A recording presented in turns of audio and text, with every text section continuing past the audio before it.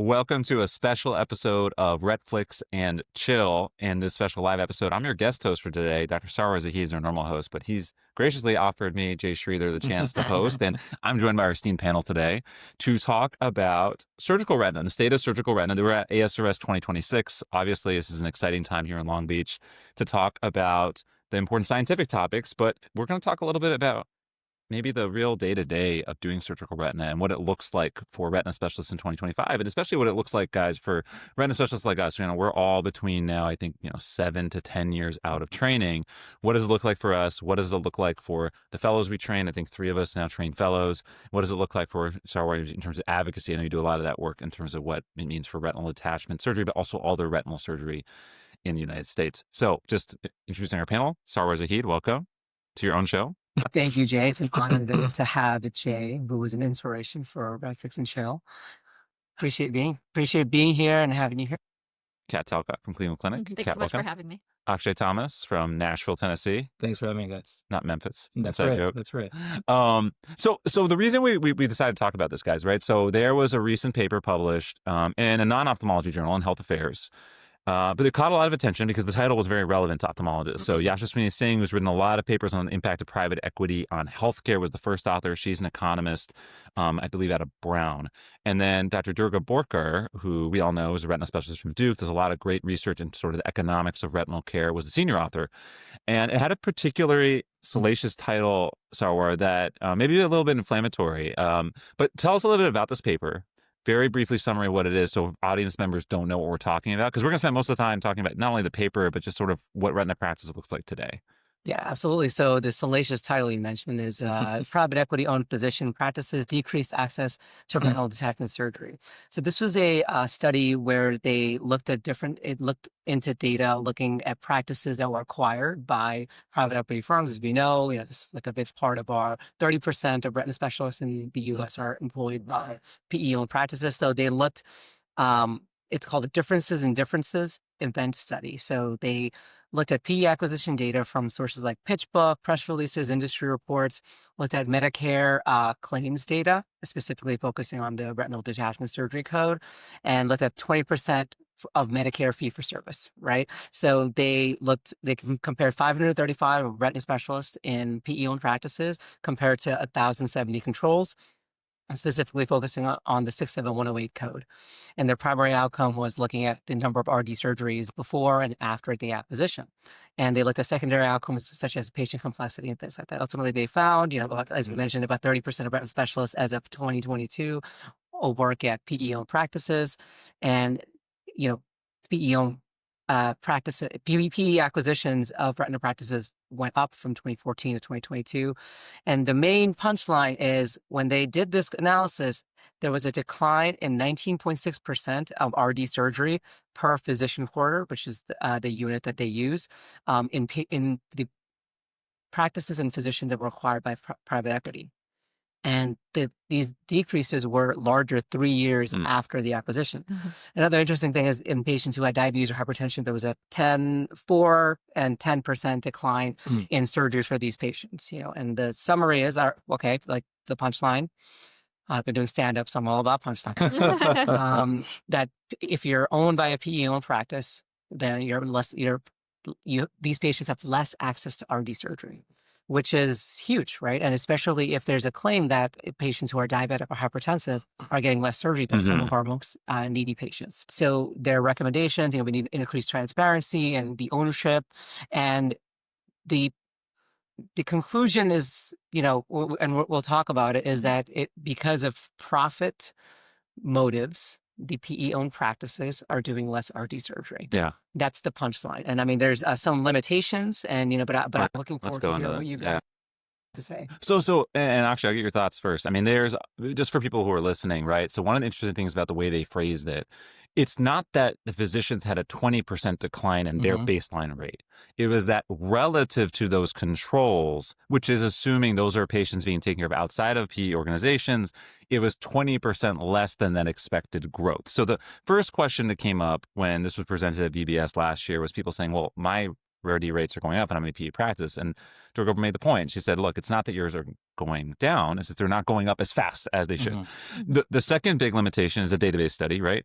You're matching the controls. There's advantages to database studies, but they don't necessarily tell the whole picture. We don't know what cross-section that captured of the population. Big limitation in terms of their units, right? And you've talked about this and you can get into this, but like this is dependent on the number of physicians you have. If you have more new hires, which PE practices have and generally had new hires and they didn't control for that, then you're not controlling for that. And then the biggest limitation, which you can get into, is you can't actually derive any causality, right? So you may show a trend and they get some reasons, but again, the title and the discussion, I mean, that's a whole separate discussion about like scientific writing, how you should portray things. What made it seem like there is a definite, like this is profit tied, when there's like, you can go into some of those reasons, there's like probably 8 or 9 strong reasons that this could have taken true. And it could be all of them, or it could be just one of them primarily dominating. But maybe you want to go into that. Yeah. I mean, so first off, I think anytime we look at an article, if you're not a statistician, it's sometimes hard to, tease apart some of these details. And, you just kind of take, statisticians at their word, and I do that a fair amount. But I think it's really important for this to understand what a difference in difference analysis is. So in their study, kind of pre-transaction, the average number of surgeries that were done by a doctor that eventually being a P practice was 21 RD surgeries coded. Again, we're coding 67108 or 67113. So the only RD codes we're talking about. Where someone in a non-P practice was doing about 17 surgeries, right? So let's just say, for argument, over this study period, pre-acquisition, I was doing 21 surgeries so far, and you're doing 17. And then, a couple years later, I had dropped to 17 surgeries and you stayed at 70. We're doing the same number of surgeries. That would have been a difference analysis of over 20%, right? So it's really good to kind of understand what the numbers mean. Is me doing 4 fewer RD surgeries, specifically coded as 67108, 67113, actually means something? Let's just say, for example, it does, right? Like, there's fewer surgeries I'm performing.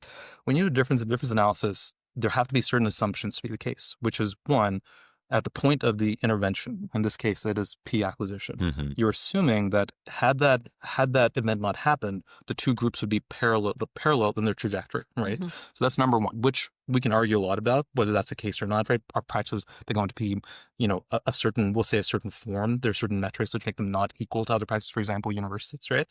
And the second is that there's no other variables post-intervention, which is again P transaction, that could affect those results. And that's where, Jay, there's a dozen different things you can come up with, right? So, and we've talked about a couple of them. For example, maybe you're doing more pneumatics. The data that was mined was right in the middle of the COVID pandemic, right? How did that affect all of our practice patterns, right? Maybe we're doing more primary buckles, right? So I know you mentioned there's a dilution factor from surgeons. So there's lots of less ominous, reasons to observe trends, but very important. And this is really, really important. It's not like doctors in PE practice, quote unquote, are declined while those in non-PE increase. Right? So there's about a 12% decline in the PE group and about an 8% decline in the non-PE group, right?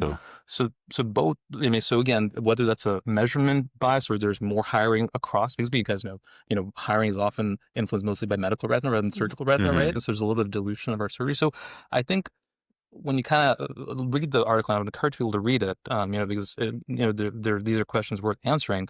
It's really important to understand the context with which they're coming to those conclusions. It's also, we have to think about the homogeneity of the group, right? So like the assumption would be, and you're lumping together groups that are filled with non-similar things. The non-PE doctors may range from solo doctors to multi-specialty practices to retina-only practices, and geographically they vary a lot in terms of their OR axis CAT. And then you have PE groups that vary quite a bit.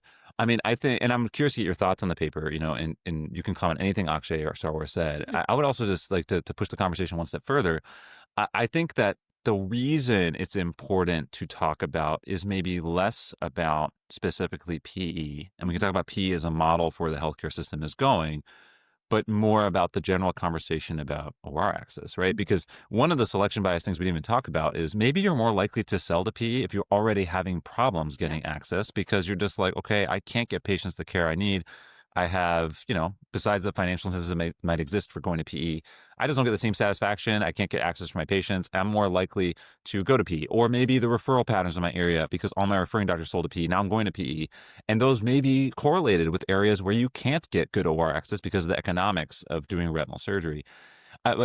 Any thoughts on that or the paper in general? Yeah, I mean, I think that the study for sure has limitations. I applaud the authors for trying to capture this because, I've certainly heard from like a lot of my peers who are at academic institutions that their surgery numbers have gone up. And it's, Hmm. it can often feel for reasons that are really not fair. Like I couldn't get access to the OR, I couldn't operate over the weekend when you know that they're doing other cases potentially like over the weekend. Or, like a friend told me that she was referred a case because there was not viscodissection available at like the AAC that they operate. And I think it just makes me feel really sad overall that that surgery is being devalued financially. And then just kind of sometimes it feels like as a field as well, where it's so much more profitable for us as retina specialists to be in clinic than the OR. But this is care that is very important to patients.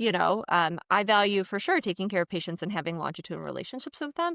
But like with my surgical patients, I for sure have a different relationship in which like we can actually like physically fix problems that otherwise they would sort of go blind without. The other thing is like I really appreciate sort of in my career having diversity of things that I do. So being able to like operate in the OR, be in clinic, or like sort of do my sort of academic piece, it feels like we're constantly getting pushed to operate less, and that just makes me sad for the field overall, for our patients, but also just for our engagement as physicians, which I think this article is trying to capture, like different trends. We talked about this before we hopped on, but like you feel it when you come to a meeting like this. This is an awesome meeting. Like meetings are fun in retina. They're educational. They're inspiring. It's fun to see colleagues. We learn a lot.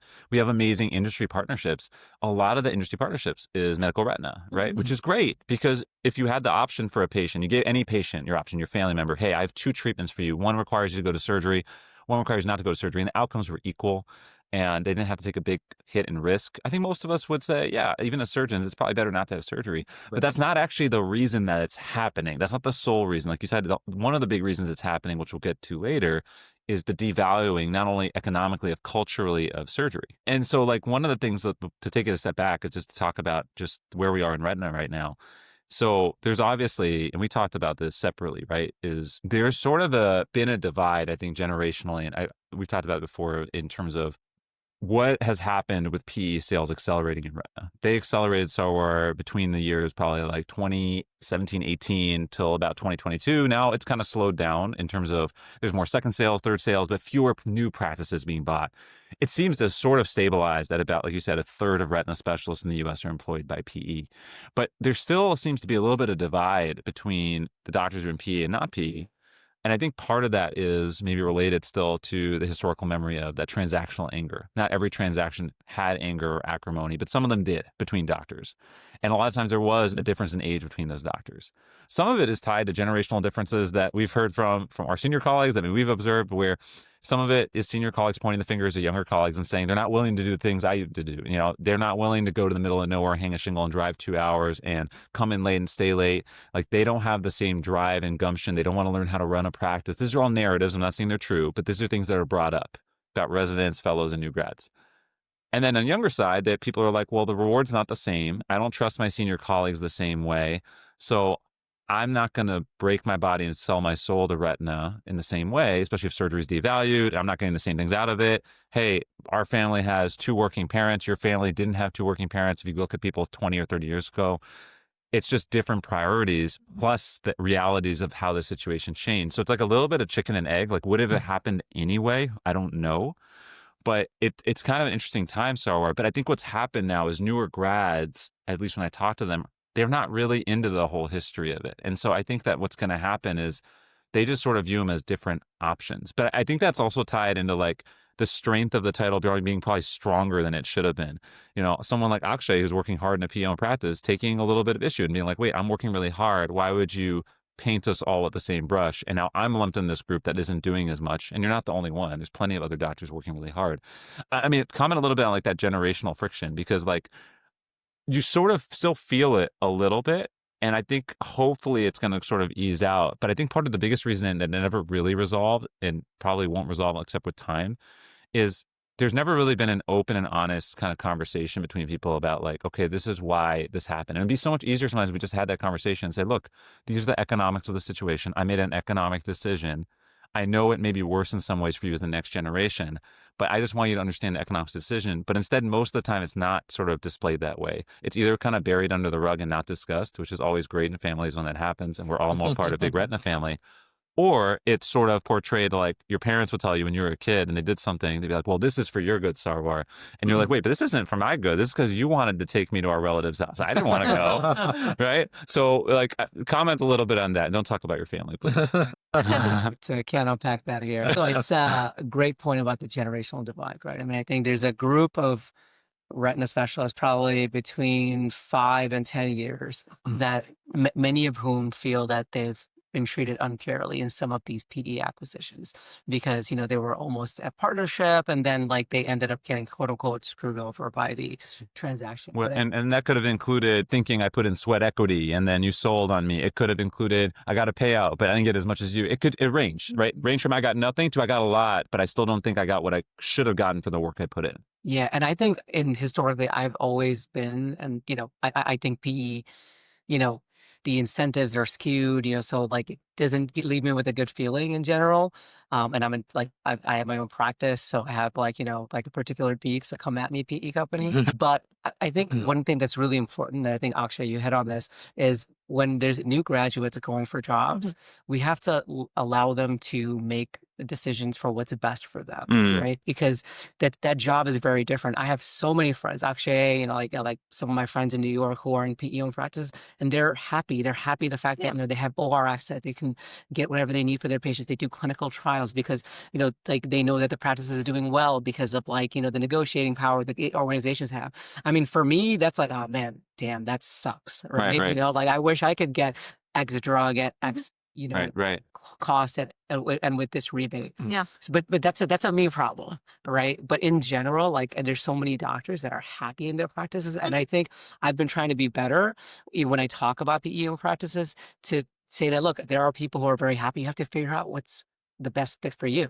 Yeah, and I think to that point, I think the job search, and Kat, you can comment on this because you've been with fellows now for a long time. It's about the transparency of that understanding. And I think it's so hard to mentor people in looking at jobs because you're looking at it from your perspective where you're like, I've got 6, 7, 8 years under my belt. These are the things I think are important. I've learned this as you give advice to people, just like when you started giving advice to to your kids or to like younger mentees, you're like, well, I'm going to give them advice, but they're not going to have the same perspective as me because did I have that perspective at that stage? No, right? But I think it's the transparency, like understanding non-competes, understanding what are your long-term goals, understanding like what is tied into all of this. And it's interesting, like if you look just by tea leaves of like recruiting trends, PE has done a good job of recruiting, but geographically based, which is not that different than other practices, but is a little interesting for the model because, for example, RCA is the biggest PE. I know you're part of RCA. Like if they had a New York practice, they were hiring fine. If they go to Chicago, they're hiring fine. But where you see they're maybe struggling to hire, and you can tell by the level of bonus being offered, the incentives, okay, we're going to reduce your work week.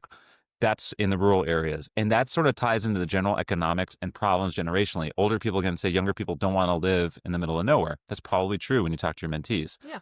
Younger people say, well, if my money isn't as important as it used to be, which is easier to say when the money difference isn't as big as it used to be.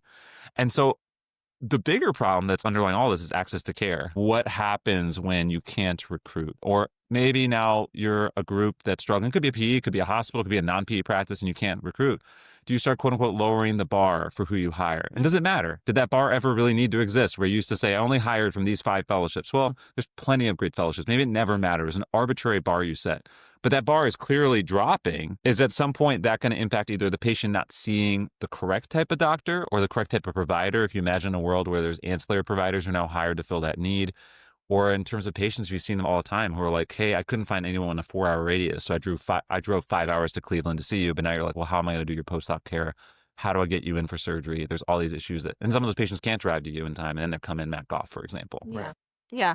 I mean, the hard thing is like you can't blame fellows or trainees for making the decisions that they make. They have their own experience, they have their own priorities. And to be honest, it depends on just where, from like watching our fellows, it depends on where they're looking and what the geography looks like. The ones that I've seen just get like really hurt by the process is where there's not transparency, Yeah. where they felt like they formed a relationship with people either before they were hired or sort of after they were hired, and then were surprised by the direction that it took. And they Yeah. became friends, they invested their family into that, and that sort of changed. The other trend that I think has been, it's going to be a little interesting to see how this plays out over the next few years, is like the rise of just medical retina in general. Like I went to a residency that traditionally sends a lot of people into retina, and last year they had more medical retina, people applying to medical retina than surgical retina, Yes. which makes me feel sad in a lot of ways. Right. But, you know, we've all said that like our practice is higher for the medical retina reasons, not for the surgical retina reasons. But I don't know. I think of myself first and foremost as being a surgeon, because that's what the majority of your fellowship time is spent, Right. sort of learning how to, And- and that sets me apart from other people. And actually, if you look at the stats, right, ophthalmology residency has never been more competitive. I mean, historically, maybe 40 years ago, and there were like 10 spots, and you could get 9 people who were applying for those 10 spots, maybe. But now it's like the match rate, I think it was 68% last year. First-time applicants below 75%. I definitely would not match if I was applying today. But at the same time, surgical retina numerically is not as competitive as it used to be.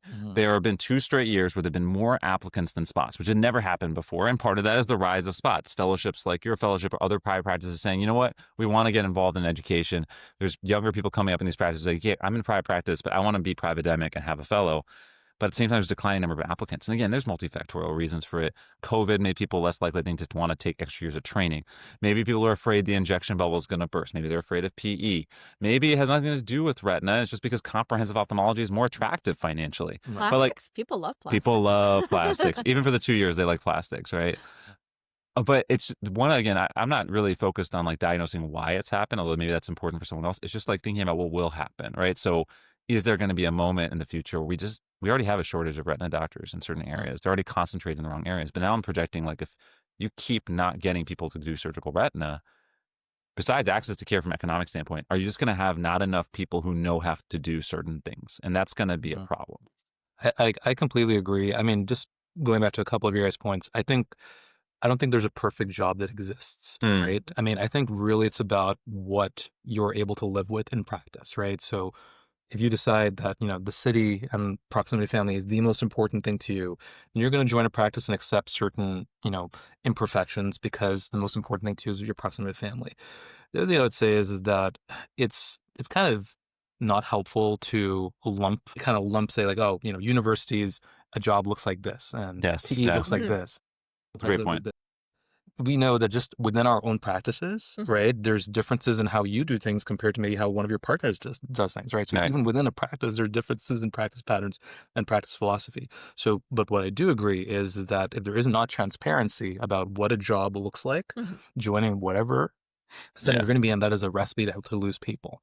In terms of, like you said, a lot of what we do is our volumes are driven by being sunk in the medical retina space. And I think the danger is that if we don't have enough surgical trainees, right, we might find ourselves being kind of pushed either one of two ways, right? Where suddenly we're just like, we're just going to do all the medical retina because that's what makes us money, and there's not enough people do it. Or you have like, you know, the people around like physician extenders, you know, people talking about like optometric vitreoretinal specialists, right? So I mean, all they need to say is, oh, there's like this dearth of access to a retina doctor, which is true. I mean, you're shaking your head. I don't like it, but like you have to solve some problems of the field at some point. If you don't have access to care, then it justifies people hiring other people who may not have the same training. Right.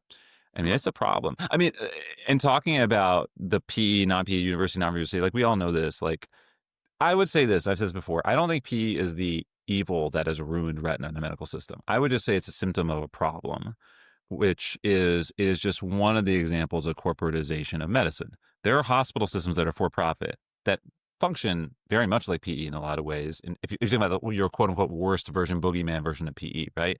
Maximizing profits, diminishing physicians, focusing more on just every margin that you can get. There are private practices that do that to some extent too. And I would actually say on average, that's less likely to happen with an individual style practice. It's more likely to happen the bigger the system. So hospital systems, HMOs, PE organizations as they get bigger. And really part of the fundamental problem, Sarwar, is that gets into the whole economics of medicine, right? I think everyone falls on a different spectrum. This is like a political / philosophical conversation, but everyone falls on a different spectrum of how economically beneficial should it be to do medicine. And I think everyone sort of agrees that you should be entitled to be paid for the work you do, right? You should be entitled to make a profit. You cannot constantly take a loss. It's not sustainable. It's not feasible. It's just a question of extent, right? Do you do some charity care like your practice does? Or you eliminate that because you're like, look, that's if you're just looking at it mathematically as a person in charge and administrator, you're like, hey, we're going to get rid of this. And no one in your practice has done that, right? But I'm just saying a university could do that. HMO could do that. Hey, you're seeing, doing the surgery when you could do X amount of procedures. Ella Lung wrote this great paper that talked about how the cost opportunity of doing surgery versus medical retina, you talked about it. It doesn't exist. You should do medical retina all the time. That data is out there. Right. So I think, Sarwar, the bigger problem is, it's twofold. And one is reimbursement for retinal detachment, which you can talk about right now. But the second is overall is chasing those margins. How profitable do you need to be in a healthcare capitalist system? And I think that is the extent of profitability, the extent that you try to maximize that margin, I think dictates, because I think most people who go into medical school, ophthalmology and surgical retina, they're not opposed to making a profit, but that's part of maybe your moral injury burnout is you start chasing that 5 or 10% at the end that you would rather leave on the table because that's part of your beneficence of being a physician where you're like, this empowers me. Yes, I do all these things and I make money, but I also feel like I'm doing good things for people. And I think that's what can get lost in any system. And PE may just be the worst example of PE could be that most extreme example, no different than the worst example of an HMO or a hospital system. Yeah, absolutely. I mean, great points. I mean, as you mentioned, the biggest issue is what is causing all of this. There will be people who seek profit. We live in a capitalist system where that's going to exist. But the question is, so for example, in my practice, as it's growing, my overhead is growing, but reimbursements, and I'm seeing more patients, but per patient, as reimbursements continue to decline, right? But costs are going up. So you can see why these larger organizations are trying to get the most rebates or get economies of scale, so they can negotiate lowering your medication costs. But I think is a very important discussion for two reasons. First off, because in a system that doesn't, in many of our opinions, value the work that we do, how do we stay sustainable? I mean, in my practice, I have to start thinking about this every time I'm in the OR. As you mentioned, if I have a 50 patient day, which I'm getting to as my practice grows, in order to get the same amount of reimbursement that the opportunity cost, I have to do a vitrectomy in 67108 in 18 minutes. Right? That's insane. Go for it. I mean, I can try. I mean, they call me Speedy Gonzalez, but I mean, it's. I think the bigger issue is sort of upstream, because I think seeking profit is a capitalist right? I mean, that's what the whole system is designed on. But when it comes to actually, we love our jobs. As you mentioned, I love doing surgery, but every time I'm in the OR and I'm not seeing patients, the practice is losing money. Right. So, and I think that's what makes it difficult. And, we can talk more about this. The physician fee schedule for next year just was recently released, and surgical codes took a massive hit. And sometimes, we do a 67113 complex RD repair, and it might take 2 hours, but if you're getting paid $200 less than you were before, people are going to stop doing surgery. And that is a concern. And they already have to some degree. I think that paper talks about that. I just don't think it's unique to PE versus not PE. No. And it might change other things, like moving to in-office surgery and other, changes as well. Well, actually, you comment. I mean, ASC access is an issue. I mean, if some people choose not to have access, that's one thing. But some people just don't have access. They really actually can't get access because ASCs are it's not worth it. Right. I mean, so it's a challenge. I'll come at from a perspective of someone that has seen some of these things prior. So let's say, we know that the rates that are negotiated, right, are different at ASCs and hospitals, but they probably both might take a hit. Doesn't mean they're not taking a hit. ASCs may be run more efficiently, so they have less overhead, but both might still be taking a hit from retinal detachment surgery. May not be profitable. But let's just talk about access in terms of time, right? So if you're at an ASC and it's detached from a hospital, they might be unwilling to let you, by some arbitrary things. You cannot bring in a patient with a BMI of X. They have heart failure. No. Ejection fractionless. No, you can't do that, right? Yeah. And so a lot of those cases end up needing a hospital setting. Now, let's talk about being a private practice with hospital access, right? If you don't just get hospital access, you need to cover hospital call, Call. general ophthalmology call, Yeah. right? So, sir, I'm assuming that none of us want to see 80, 100, how many patients a day, and then go see inpatients with orbital cellulitis, right? Yeah. To be able to do 1 or 2 cases. That's what the plastic surgeons are for. Right. So I mean, at some point, people make tough decisions, right? They're like, Right. well, I'd love to be able to, have access to operate whenever and wherever I want, but something's got to give, right? Your priorities over the course of your life change. Like coming out, you're like, yeah, sure. I mean, I'll do everything. I'll do everything, Yeah. right? You have kids, and I'm like, yeah, those 2 hours before they go to sleep are really, really important, right? And that's all you get to see all And day. they guilt you when you're not Oh there. yeah, of course, right? Yeah. Absolutely, they do, right? I don't remember what you look like, Daddy. Right. So I think there are people that probably might play it a little bit, will choose specifically not to have access so they don't have to do those cases. And there might be people that are kind of cornered out of those just because it's kind of just either not profitable or because they're, up against very, very, they're having to do a lot in order to get those privileges. I think, on the flip side, and I see this actually from the position of the private practice in our area actually does a great job of holding onto their own cases. So I don't consider them to be a group that sort of dumps on us regularly. But, if we're taking care of patients who are referred by a private practice that wasn't able to get the patient in a timely fashion, I'm not compensated more than my private practice colleagues. And I don't have unlimited OR access either. I have my clinic, I have my other responsibilities. So if I'm doing those cases after hours on the weekends, I can't say that I don't get salty about missing soccer, music or Someone's whatever. still taking care of the problem. Yeah. And it's Someone's still hard. taking I care can of it. understand philosophically why it doesn't make sense. And yes, my institution is being compensated probably more and able to take care of the patient. Maybe that's safer from an anesthesia perspective, but that doesn't make it easier. This is for the whole me, ethics problem. It's not a problem. It's a good thing for our field. We're in a field, like very few other fields, where we get that ethical sort of bounce. We get the karma, right? You did the right thing. You did a good thing for someone else. But you get trapped by it, right? You can get trapped by it because the patient gets referred in, and now you're like, well, it's a MAC on. It should go today. There's a soccer game, but I'm the one on call, and it sucks, but I got to do it. You can get trapped by it because if you choose not to do it, people above you say, yeah, don't choose not to do it. But you're like, well, that's the wrong thing to do. But other people may not care. Yeah. Administration may not care. Or they say, it's your liability, doctor, too. We don't even talk about the medical legal aspects of being trapped in these situations. And so this comes back to questions of the money has to make sense so that everyone can sort of participate equally. And the other thing I think about, Kat, is modeled behavior, right? We are modeling behavior if you're in training decisions all the time for your residents, fellows, and students.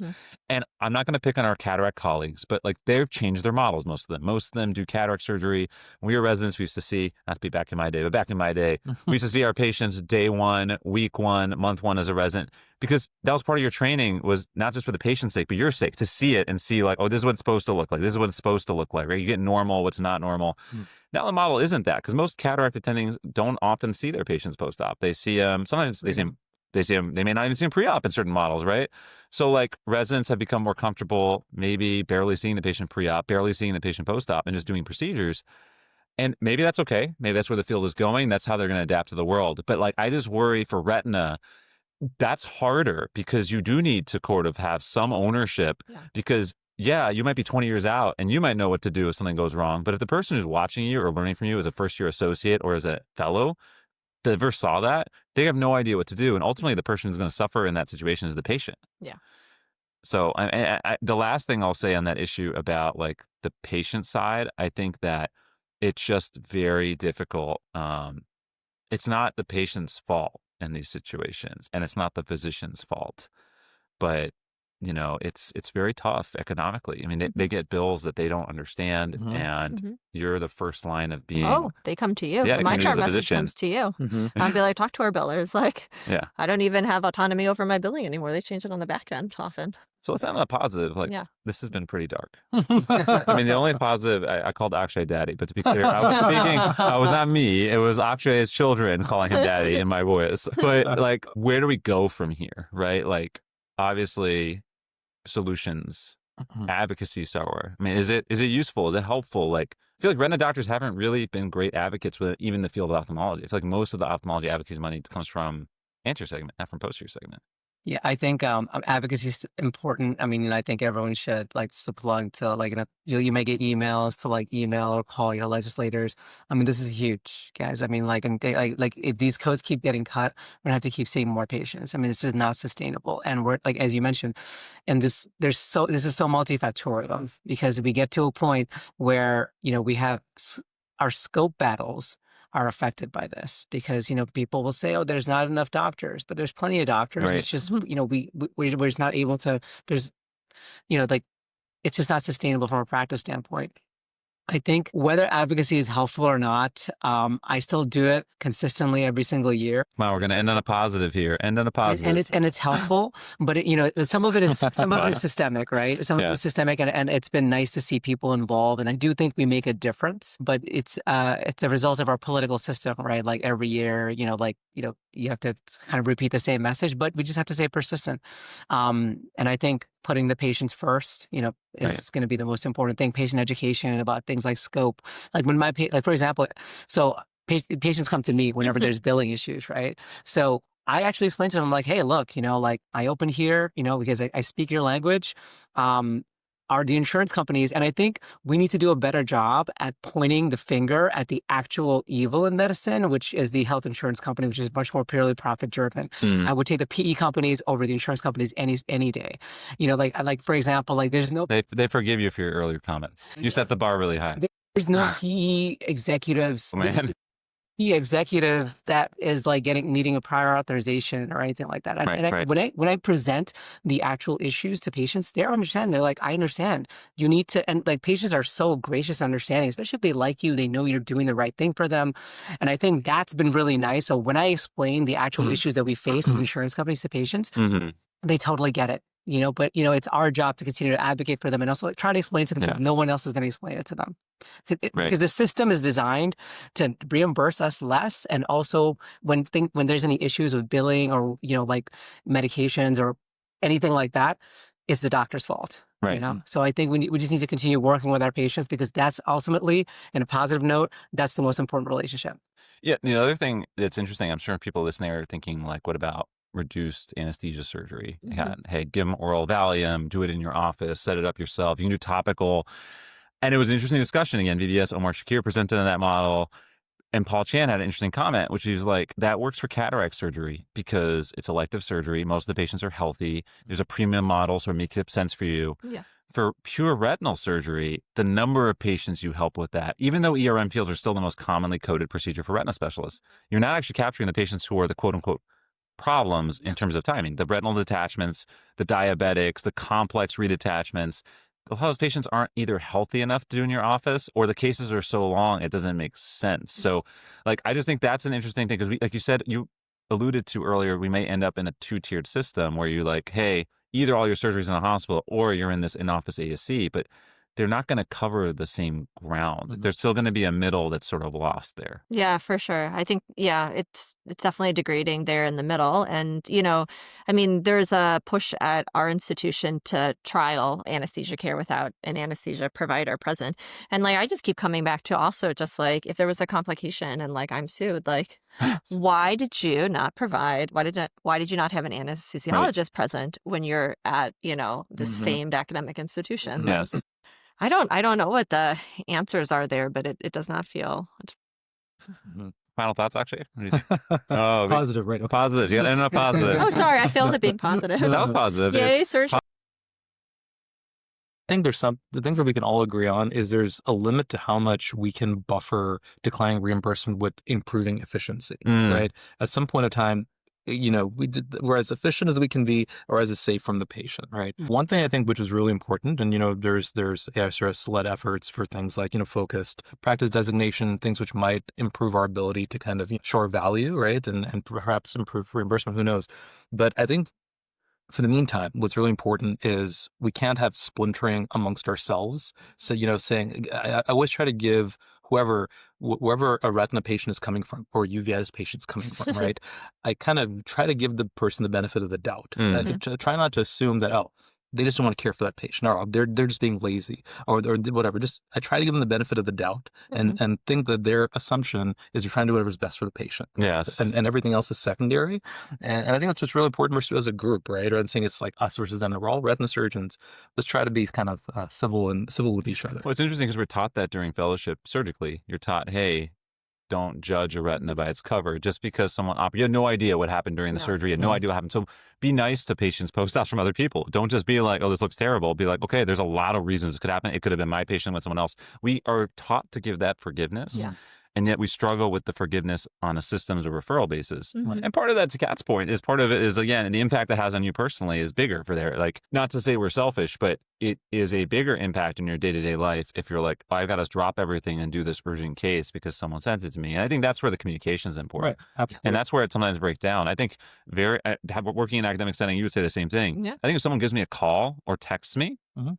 never a problem. Yeah. It's when people don't communicate. I understand that happens because people are busy. Because then again, giving the benefit of sometimes I get busy and I forget to update someone. I'm like, oh yeah, I forgot to do this. But like, that's like the most important thing. If you're like a trainee or a young person listening, like I know you may not be phone generation, you may not even be text generation, but at least send a snap, do something, like communicate a little bit. And I don't know what you think, Kat. Like that totally changes everything. I totally agree. It was like pretty recently, like after I started, when I graduated fellowship, I was getting this patient from another retina specialist. And it felt like, to be honest, like a huge dump. And then I actually ended up having a conversation with the person and they were very frank. They're like, this is a complicated patient. They're monocular. The stakes are high. And I trained at this amazing fellowship program. What was it called again? And this person was just like, I've lost sleep over this case. And they were like, one of my mentors said to me, if you're really so worried about this case, like, maybe it would be best sent to someone who has sort of, more experience or whatever, more resources to be able to deal with it in case something happened. And it felt hard from my perspective because it was being, I was the person on call and I was like, well, I've been out of fellowship for like a year or two. But to be honest, like it just made me sort of really appreciate, that there's probably a backstory to this referral that feels painful, and having to inherit the situation. And, I think, to be honest, having open lines of communications about different people's perspectives then I think makes you appreciate it's not just one side to every story. It's very nuanced. I love it. That's so positive. I feel like a early 90s TV show. Like we ended on a good note. It was good. I appreciate you guys taking the time. Kat Talcott, Akshay Thomas, Sarwar Zahid. Thanks for joining Reflex and Chill. Thank you guys for listening. Thank you. Thank you.